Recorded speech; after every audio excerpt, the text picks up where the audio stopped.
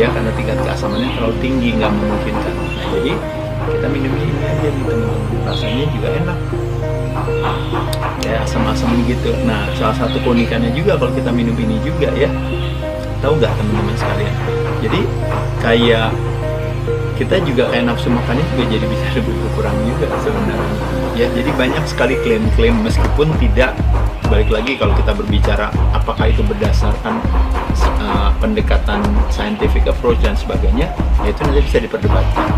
Tapi memang kalau kita berbicara klaim atau yang sifatnya anekdotal itu lebih kepada memang yang banyak dirasakan oleh orang karena minum ini, bener, kok ternyata pencernaan saya bagus, oh ternyata penyerapannya lebih baik, oh ternyata ini dan itu, macam-macam, banyak kebermanfaatan yang dirasakan oleh orang ini. Makanya kenapa setiap sebelum makan minum ini aja gitu.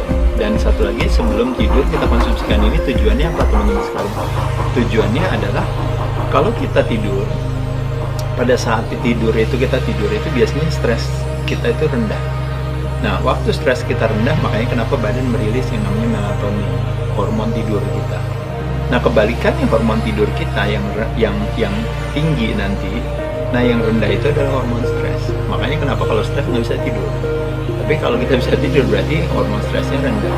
Nah, tapi waktu tidur uniknya teman-teman sekalian, ketika tidur itu kan kita kan selama 7 jam, 8 jam itu kan kita tidak makan. Nah, ketika tidak makan, otomatis akhirnya badannya akan mulai menciptakan istilahnya hormon kortisolnya itu akan naik. Nah, ketika hormon kortisolnya nanti naik, makanya kenapa kita bangun di jam 6 pagi. Yaitu adalah pada saat dimana kalau secara yang namanya ritme sirkadian atau yang namanya sirkadian clock kita atau jam sirkadian kita, itu artinya sleep pattern atau hubungan antara badan dan alam itu sebenarnya. Jadi ketika kita pagi bangun, hormon stres kita itu tinggi. Nah, kalau hormon stres tinggi artinya apa teman-teman sekalian? Badan secara cerdas akan meningkatkan gula di dalam darah kita, jadi dinaikin. Nah, itu yang disebut dengan yang namanya fenomena fajar. Nah, fenomena fajar akhirnya gula fasting glukos kita jadi naik, jadi tinggi. Dengan kita minum apple cider vinegar di malam hari sebelum kita tidur, maka lonjakan gula yang terlalu tinggi di fenomena fajar itu akan bisa ditekan. Itu juga salah satu kemanfaatan daripada apple cider vinegar. Jadi kurang lebih gitu.